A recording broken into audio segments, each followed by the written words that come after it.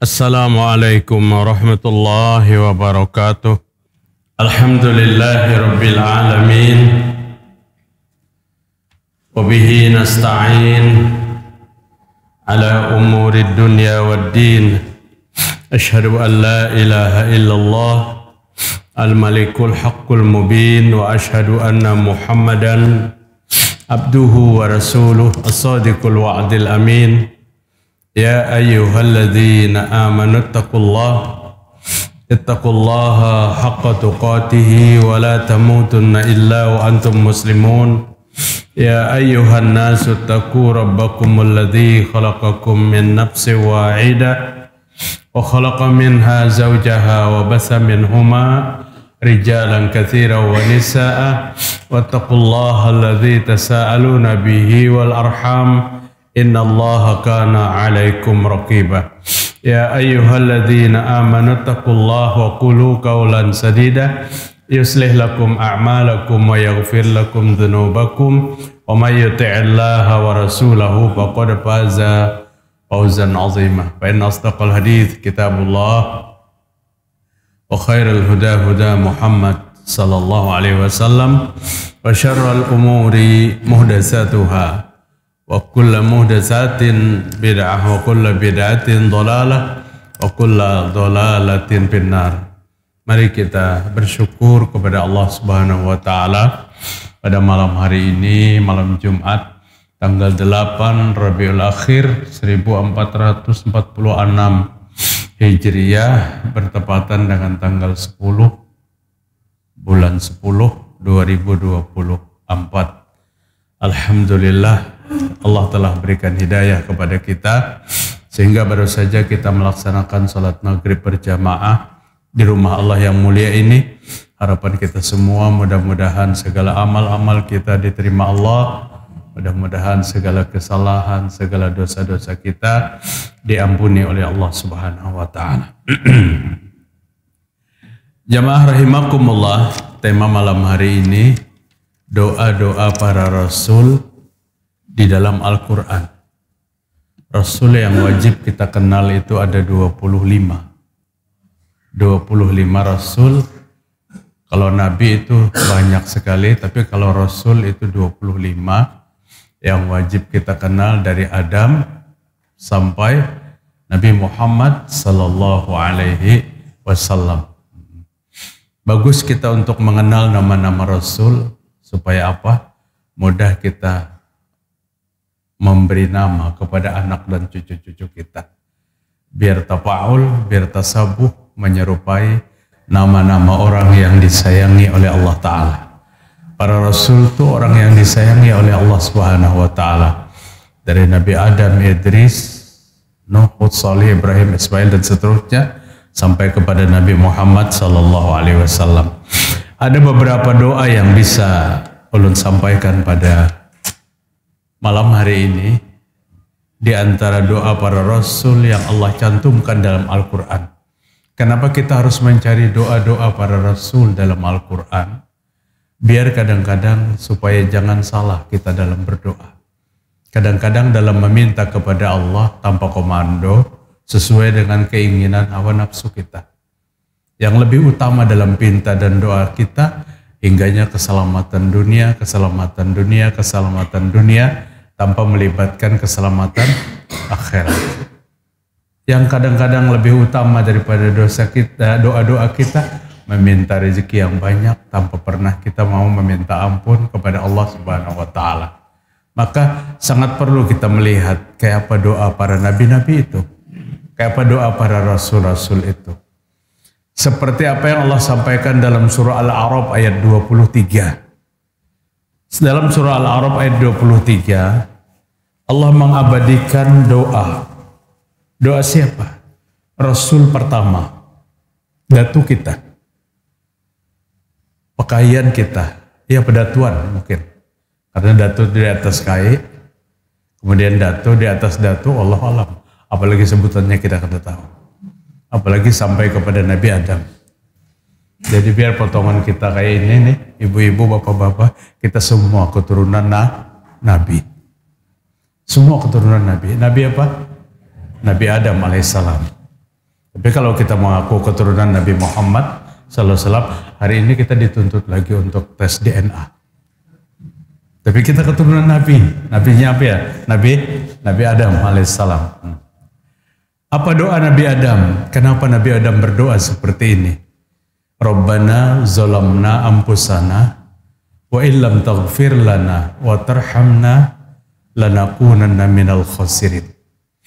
Para ulama menyebutkan doa ini sangat bagus dibaca bagi orang yang merasa punya kesalahan kepada Allah Ta'ala. Dan di antara kita ada yang kadang merasa punya kesalahan. Kita itu punya kesalahan. Dari dibuka mata kita bangun pagi, sampai ditutup lagi mata kita tidur malam hari. Terpampang kesalahan yang banyak. Bahkan kadang-kadang kada perlu keluar rumah. Di dalam rumah kita pun banyak peluang-peluang dosa itu. Artinya, apa yang disampaikan oleh seorang Nabi Adam, Rasul pertama, manusia pertama, yang lahirnya tanpa ayah dan lahirnya tanpa ibu. Jadi Nabi Adam itu kada ada abah, kada ada mama. Allah menciptakan dengan tangan Allah sendiri, laisa kamitslihi syai', dari bumi yang Allah pilih dari sekujur tubuh Nabi Adam. Kemudian setelah Nabi Adam Allah ciptakan, Nabi Adam disuruh menghuni apa? Menghuni surga bersama para malaikat. Tapi sebelum Nabi Adam itu dihidupkan, hanya sekujur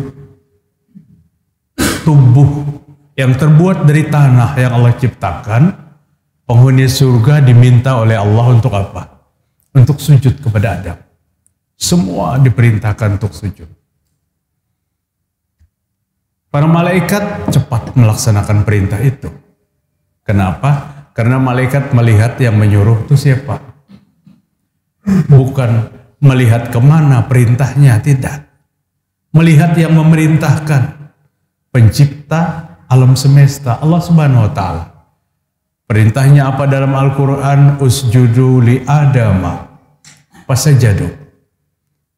Ini baru berbentuk ya tengkorak tidak juga, cuma bakal jasad Nabi Adam yang belum ditiup ruh oleh Allah Subhanahu wa Ta'ala.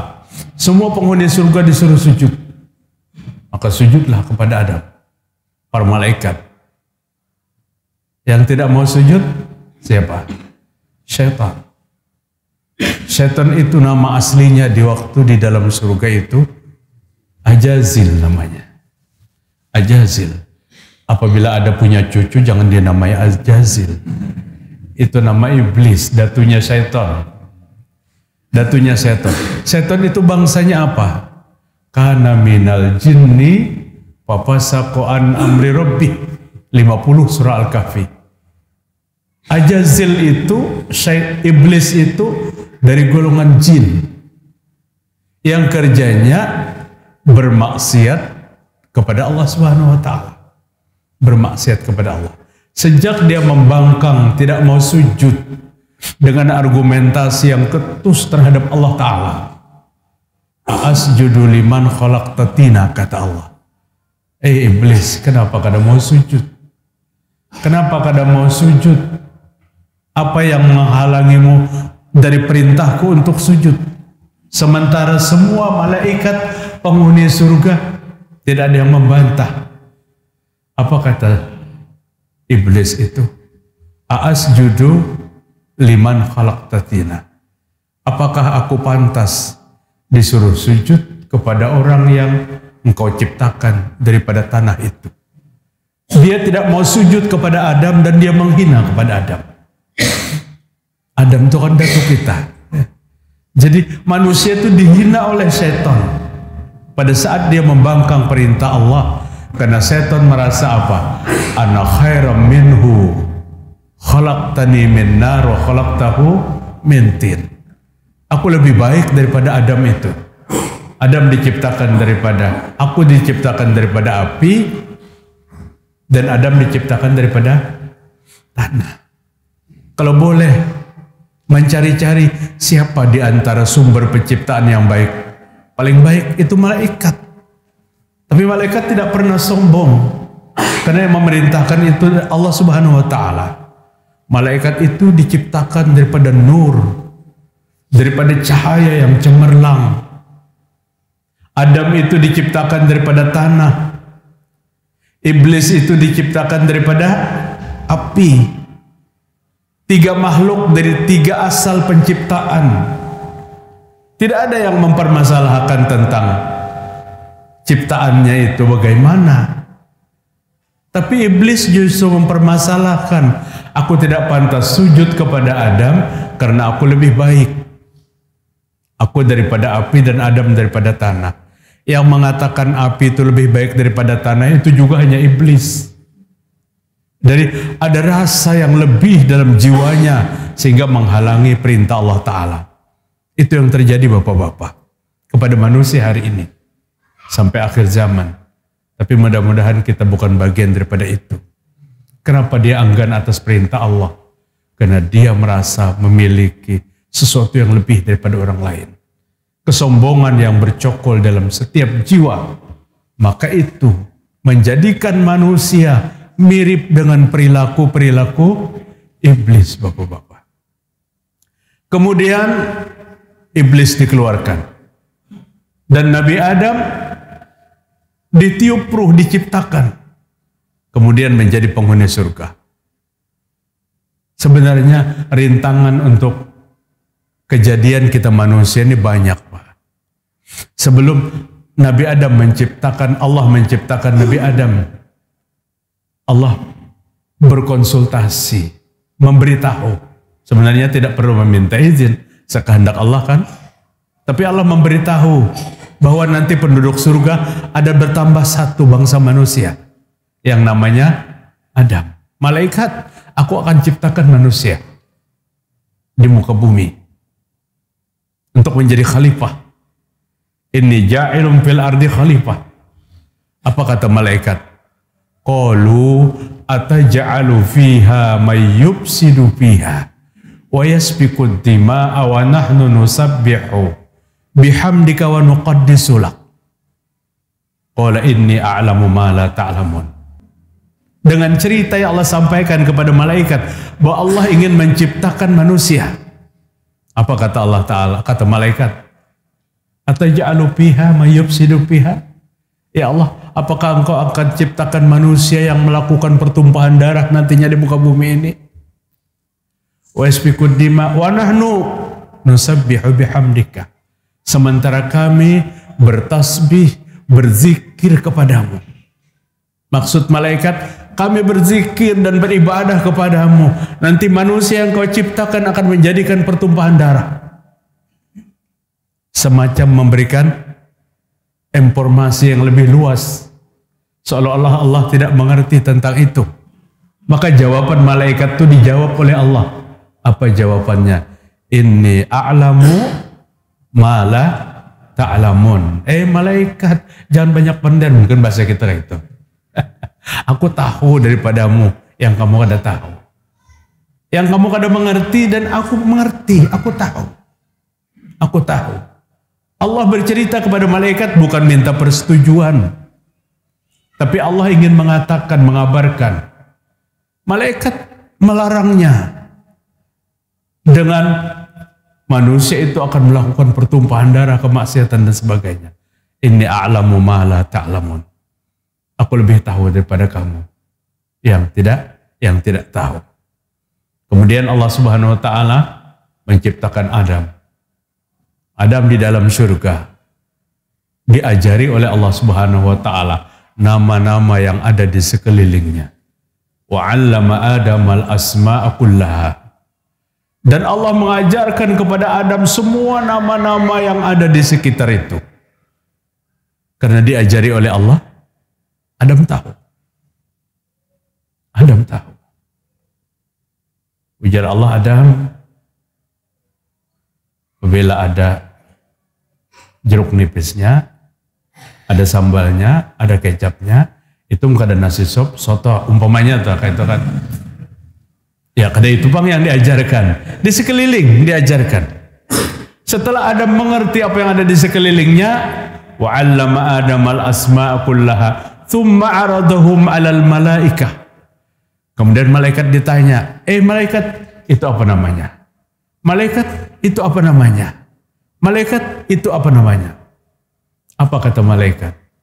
Inni a'lamu ma la ta'lamun.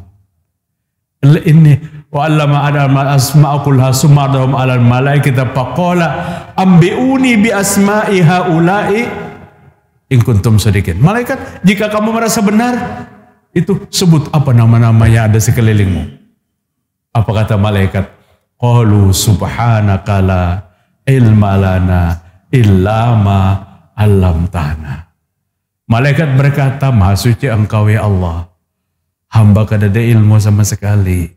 Hamba kada tahu apa-apa kecuali apa yang Engkau ajarkan kepada hamba.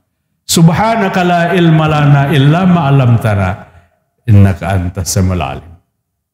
Pada saat nama-nama itu ditanya kepada Adam, maka Adam dengan lancar menyebutkan ini sesuai dengan nama-nama tersebut. Itu proses dari penciptaan. Tapi malaikat tidak pernah sombong dan tidak pernah membangkang perintah Allah Ta'ala. Akhirnya malaikat bersama Nabi Adam di surga. Setan sudah terusir keluar dari surga. Wallahu alam dalam Al-Quran, fa'azallahum asyaitanu anha, maka setan memperdaya kepada Adam. Lewat apa? Allahu alam. Setan menipu kepada Adam, setan merayu kepada Adam. Setan menjerumuskan kepada Adam. Karena Adam diberikan larangan yang tidak boleh disentuh oleh Allah, yang tidak boleh disentuh oleh Adam selama di surga. Apa larangannya? Wala taqraba hadhihi syajarata fatakuna minaz zalimin. Adam, jangan kamu dekati ini pohon. Kalau kamu dekati, kamu akan menjadi orang yang zalim. Iblis merasa Nabi Adam dilarang untuk mendekati, maka iblis berusaha supaya Adam itu mendekati. Dirayu, kemudian iblis punya argumen yang bisa diterima. Argumennya apa? Ini pohon, ini buah, namanya khuldi. Khuldi itu artinya kekal. Adam, jika kau ambil buahnya, kau makan buahnya, kau akan kekal di surga. Ini tipu daya namanya, Pak. Tipu daya. Adam tertarik. Adam ingin selamanya di surga. Maka dipanjatlah pohon itu. Diambillah buahnya. Sebiji untuk Adam, sebiji untuk istri kesayangannya. Kemudian keduanya memakannya. Setelah memakan keduanya, terjadi pelanggaran besar suami istri ini yang menyebabkan Nabi Adam dan istrinya dikeluarkan dari surga. Adalah hikmahnya, Pak. Ada. Kalau Nabi Adam kada dikeluarkan dari surga, kita kada ada hari ini. Itu hikmah yang paling besar. Cuman ada penyimpangan cerita di sini. Penyimpangan ceritanya apa? Begitu Nabi Adam memakan dan menelan buahnya sampai ke leher, dicekek di sini. Maka ia nang betukul di leher itu jadinya. Ulun bahari, oh kayak itu bang kisahnya tuh lah. Hawa memakan, kemudian menelan, kemudian benjol di depannya 2 biji. Kayak jorok sedikit kisahnya tuh lah. Dan ternyata fiktif cerita itu. Karena ada cerita itu. Lagi kita kadang mengaji, senang kita. Oh itu bang kisahnya nih. Tokok di Gulu, lawan ibu-ibu. Apa? Besian 2 gunung itu. Artinya karena pelanggaran. Ternyata cerita itu kadada. Sama sekali kadada cerita itu. Artinya pada cerita sahih yang Al-Quran menceritakan, nempel cerita-cerita palsu. Maka dalam agama itu kita hati-hati. Hati-hati. Bapak-bapak, dikeluarkan Adam dari surga. Ulama berbeda pendapat. Yang pertama, Hawa diturunkan di Jeddah katanya. Sehingga sampai hari ini, apabila jamaah umrah lewat, itu kuburan Bunda Hawa. Wallahu alam. Kesahihannya tidak dijamin. Kemudian Adam diturunkan di mana? Di India katanya.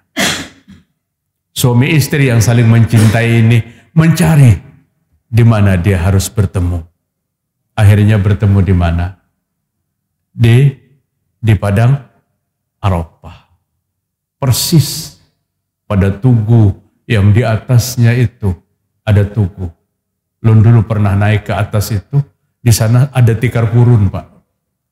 Ulun yakin kalau dari Pakistan kan ada membawa tikar purun. Yang bawa tikar purun itu pasti dari Indonesia. Untuk ya bersantai-santai. Ada yang sholat di atasnya. Ada yang sholat di atasnya. Dan cerita itu tidak dijamin kesahihan. Kada dijamin kesahihan. Jadi ibu-ibu yang punya anak gadis datang ke Jabal Rahmah, kada usah macam-macam. Pertemuan Adam dan Hawa di Jabal Rahmah itu tidak ada yang mensahihkan ceritanya. Tapi ibu tergiur cerita itu, atau anak gadisnya yang tergiur cerita itu, lalu mengambil spedol, menulis di batu Jabal Rahmah itu. Apa tulisannya? Jainuddin, I love Jubaidah. Supaya bersatu katanya, seperti pertemuan Adam dan Hawa. Jangan, itu khurafat. Itu khurafat.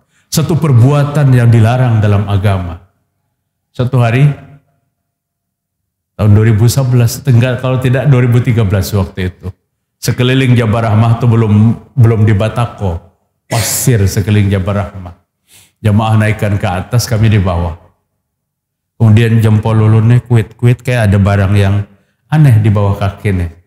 Kuit-kuit jempol, oh ternyata ada foto, Pak. Foto ditanam di pasir di bawah Jabal Rahmah. Ulun manusia mampu melihat foto wanita itu. Cantik memang wanitanya. Kadang-kadang kita dengaran cantik itu cantik juga kisahnya. Kemudian di belakang foto itu bertulis nomor handphone. Siapa yang perlu hubungi nomor ini. Ulun berpikir kan usah di Jabal Rahmah mandak itu. Di muka masjid Ad-Dinul Amin nih banyak yang menghubungi. Banyak. Itu terjadi hurapat-hurapat besar. Hurapat besar. Nabi Adam satu kesalahan yang diabadikan oleh Al-Quran itu. Maka Nabi Adam menyesal luar biasa. Dan apa doanya? Rabbana zalamna ampusana wa illam taghfir lana wa tarhamna lanakunanna minal khasirin. Tuhan kami, hamba telah zalim. Diri hamba telah zalim. Hamba telah melakukan pelanggaran. Wa illam taghfir lana, jika engkau tidak mengampuni hamba, wa tarhamna, engkau tidak memberikan rahmat kepada hamba, lanakuna minal khasirin, lanakunanna minal khasirin, maka hamba pasti menjadi orang yang rugi. Apa yang ada dalam doa Nabi Adam ini? Penyesalan, Pak. Sehingga sejak itu Nabi Adam diangkat derajatnya oleh Allah Subhanahu wa taala. Seterunya, musuhnya yang tidak menyesal siapa? Iblis. Iblis tidak menyesal, bahkan bersumpah di hadapan Allah Subhanahu wa taala, la'ughwiyannahum ajma'in. Ya Allah, saya akan sesatkan seluruh manusia. Jadi program jangka panjangnya iblis menyesatkan semua manusia. Langsung Allah jawab, langsung dia katakan kelemahannya, illa ibadaka minhumul mukhlasin, kecuali hambamu yang ikhlas, hambamu yang bertauhid, maka saya tidak mampu menyesatkan. Ini iblis berambisi untuk menyesatkan manusia, tapi iblis tahu kuncinya. Manusia yang tidak mampu disesatkan itu adalah manusia yang ikhlas. Apa manusia yang ikhlas itu? Manusia yang tidak ada ruang sedikit pun dalam imannya untuk menyekutukan Allah Ta'ala. Dia jauhkan tahayul, dia jauhkan khurafat, dia jauhkan berbagai macam. Artinya apa? Kita ikhlas hari ini, iblis tidak mampu menggoda kita. Maka keikhlasannya harus kita bawa sampai akhir hayat kita. Agar iblis tidak mudah untuk menjermuskan kita. Para ulama menyebutkan doa Nabi Adam ini sangat bagus dibaca oleh kita yang merasa berdosa. Insya Allah kita yang ada di masjid malam ini kada pernah berdosa. Kita pernah berdosa. Bapak-bapak pernah berdosa. Solusi daripada dosa itu, dengan doa ini Nabi Adam diangkat derajatnya dan diampuni Allah Subhanahu wa taala. Maka banyak-banyak membaca Rabbana. Kadang-kadang para ulama ditambah dari awal Allahumma Rabbana. Boleh? Rabbana zalamna anfusana wa illam taghfir lana wa tarhamna lanakunanna minal khasirin. Itu doa Nabi Adam yang sangat populer di dalam surah Al-A'raf ayat 23. Yang kedua doa Nabi Nuh alaihissalam. Nabi Nuh alaihissalam banyak sekali doanya di dalam Al-Quran. Tapi yang kita angkat pada kajian malam hari ini ada satu doa Nabi Nuh. Yang kalau kita lihat kandungannya, doa Nabi Nuh itu mirip dengan doa Nabi Adam.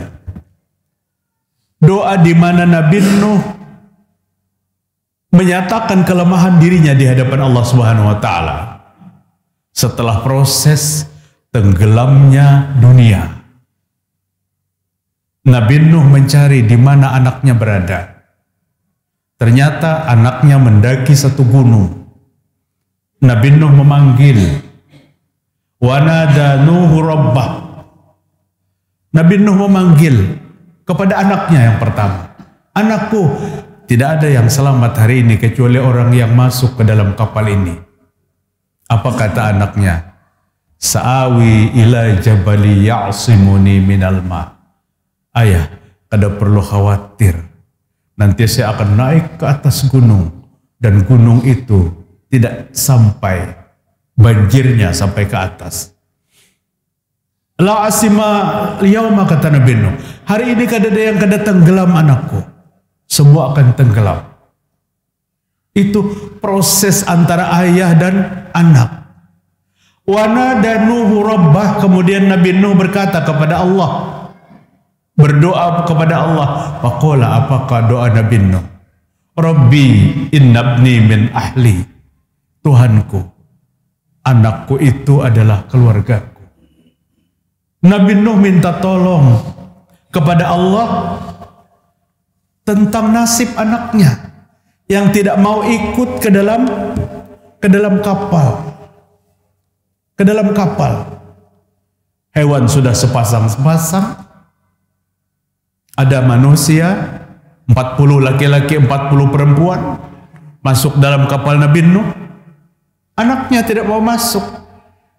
Dan anaknya memiliki alasan tersendiri. Saya akan naik ke atas gunung.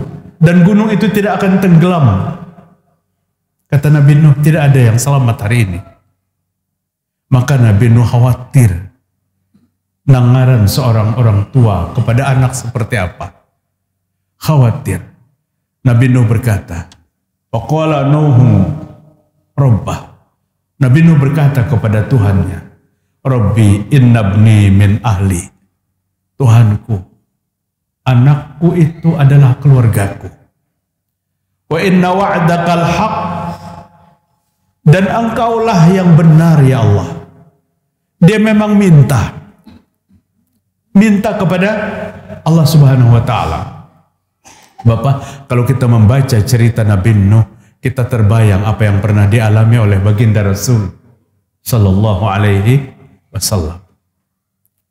Pada saat pamannya Abu Thalib menghembuskan napas yang terakhir tanpa kalimah la ilaha illallah, dan pamannya menyatakan, saya istiqomah dengan agama nenek moyang.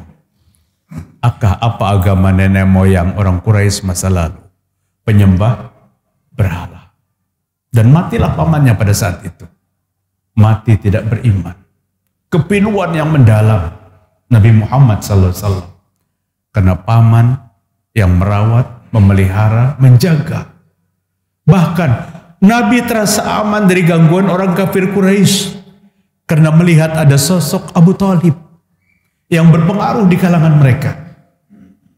Jadi apabila ada masukan untuk menghentikan dakwah Nabi, selalu lewat Abu Thalib karena Abu Thalib berpengaruh di kalangan kafir Quraisy. Dedengkot kafir Quraisy menemui Abu Thalib. Abu Thalib, sampaikan kepada keponakanmu, hentikan dakwahnya. Wanita mana yang dia mau inginkan? Harta sebanyak apa yang dia mau miliki? Kami akan berikan asal Muhammad menghentikan dakwahnya. Ini lewat Abu Thalib, karena Abu Thalib ini berpengaruh.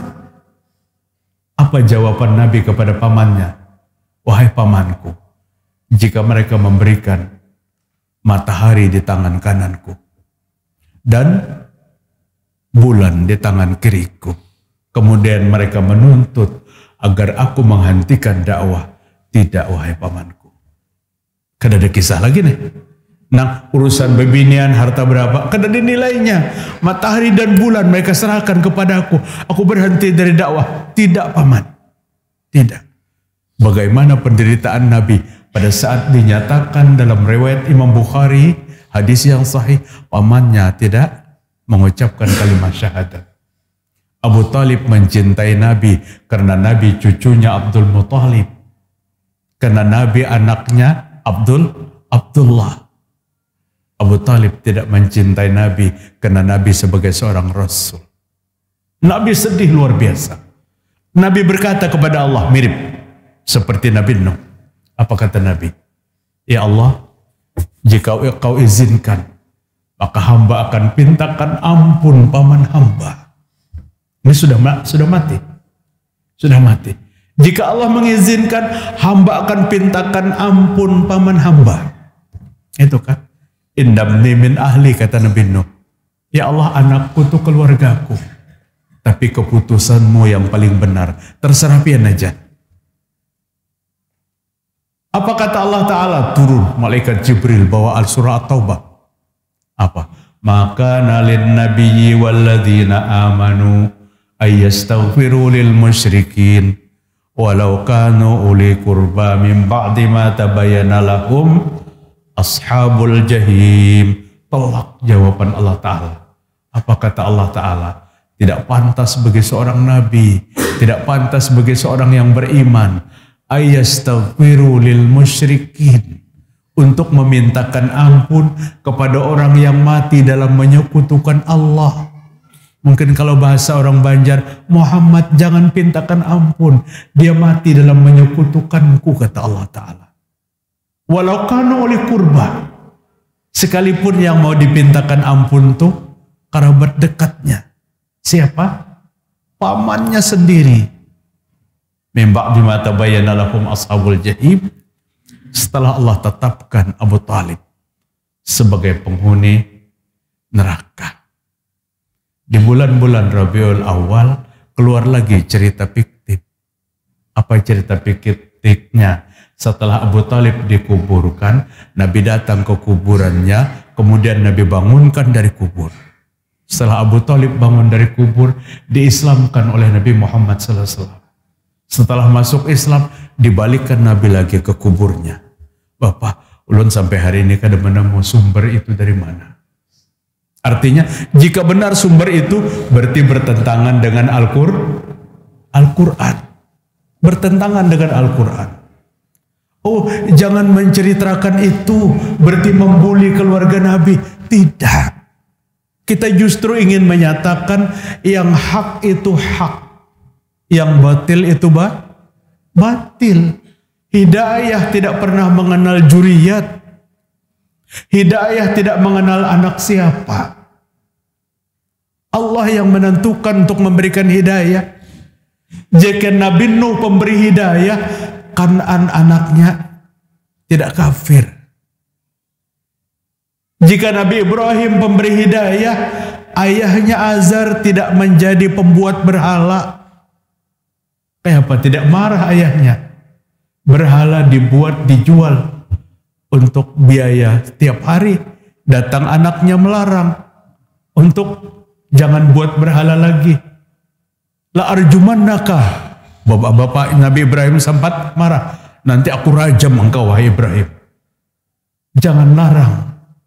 Ini hidayah. Nabi Lut istrinya tidak beriman. Karena Nabi Lut bukan pemberi hidayah. Asiyah punya suami. Siapa suaminya? Fir'aun. Orang yang paling buruk di muka bumi ini. Inilah hidayah. Sehingga Nabi setiap kesempatan apa yang Nabi pinta? Allahumma inni as'alukal huda. Ya Allah, hamba mohon agar hamba diberikan hidayah. Agar hamba diberikan petunjuk. Agar hamba diberikan petunjuk. Abu Ubaidah Amir ibnu Jarrah masuk Islam. Ayahnya masih dalam keadaan penyembah berhala. Karena hidayah tidak mempersatukannya, maka ayah dan anak ini berperang pada perang Badar, Pak. Ayahnya memperkuat pasukan kafir, Abu Ubaidah memperkuat pasukan Muslim. Dan ayahnya pun begitu datang ke medan perang, kadang mencari musuh yang lain. Yang pertama dicarinya anaknya. Dia ingin membunuh anaknya itu dengan tangannya. Kejar ayahnya ke sebelah kanan, lari Abu Ubaidah ke sebelah kiri. Kejar ke sebelah kiri, lari ke sebelah kanan. Ini kejar-kejaran berdua beranak. Akhirnya sampai pada satu titik mereka harus berhadapan. Ayahnya mencaci Nabi Muhammad SAW. Ayahnya mencaci Islam. Ayahnya mencaci ketuhanan Allah Subhanahu wa Ta'ala. Maka dalam benak Abu Ubaidah yang terpikir, hari ini aku tidak berhadapan dengan ayah kandungku, tapi aku berhadapan dengan orang yang berniat untuk menghancurkan Islam. Dua prajurit, duel, Pak. Ayah lawan anak duel. Qadarullah, rupanya tenaga muda itu masih dominan.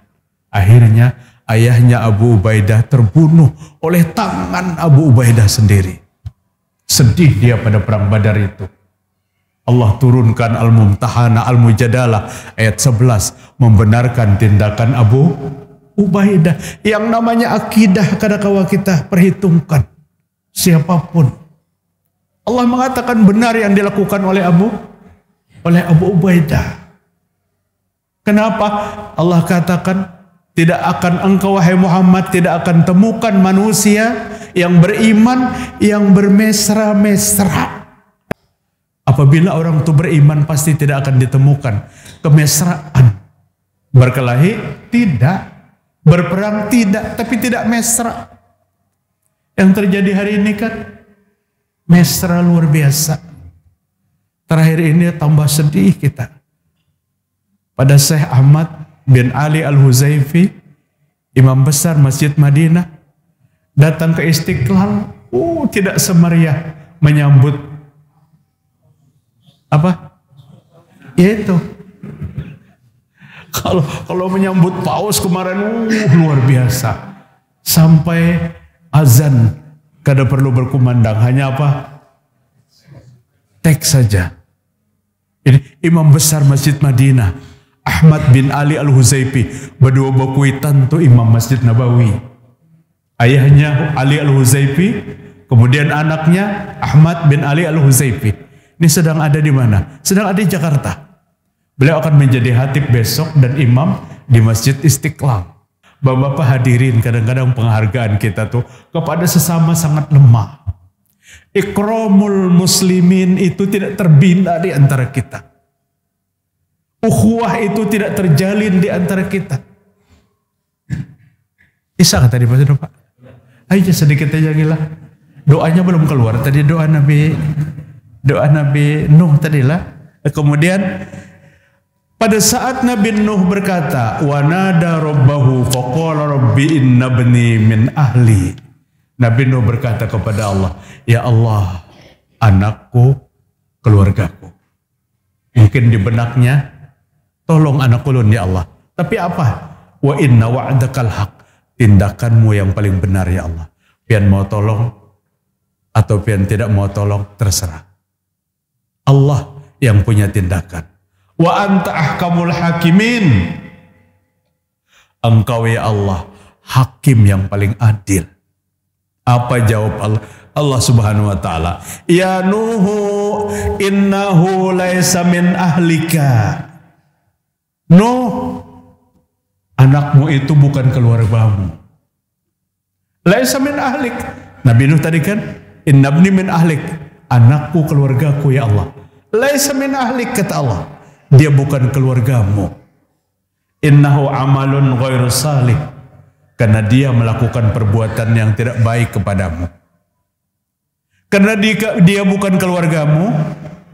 Karena dia bukan orang solih. Wala tas'alna ma laisa laka bihi ilm. Jangan kau pinta-pinta kepadaku sesuatu yang engkau tidak tahu rahasianya. Nabi Nuh kan minta anaknya ditolong. Jangan kau pinta kepadaku. Jangan kau memohon kepadaku ma laisa laka bihi ilm. Engkau yang tidak mengerti tentang sesuatu. Apa jawab Nabi Nuh? Ini doanya. Nah, qala rabbi inni a'udzubika an as'aluka ma laisa li bihi ilm. Nabi Nuh berkata, Tuhanku, sesungguhnya aku berlindung kepadamu daripada meminta sesuatu yang hamba tidak tahu. Wa illa taghfirli, sekiranya engkau tidak mengampuniku. Wa tarhamni, dan engkau tidak memberi rahmat kepadaku. Akun minal khosirin, maka hamba termasuk orang yang rugi. Doa Nabi Ibrahim subuh esok insyaallah. Banyak doanya lagi Nabi Ibrahim, kemudian doa Nabi Yusuf, doa Nabi Su'aib. Kira-kira esok subuh bisa kada tuntung pulangnya. Doa Nabi Sulaiman. Al-Quran itu kan penuh dengan doa Nabi-Nabi. Tapi apabila kita mengangkat satu permintaan para Rasul, maka penuh dengan cerita-cerita yang menjadi iktibar. Itu yang penting. Ada cerita-cerita Al-Quran yang menjadi pelajaran. Kayak apa Nabi Adam jadi berdoa seperti ini. Kayak apa Nabi Nuh jadi berdoa seperti ini. Mudah-mudahan bermanfaat. Dan Al-Quran itu adalah pelajaran bagi kita. Subhanakallahumma wa bihamdika asyhadu an la ilaha illa anta astaghfiruka wa atubu ilaik. Assalamualaikum warahmatullahi wabarakatuh.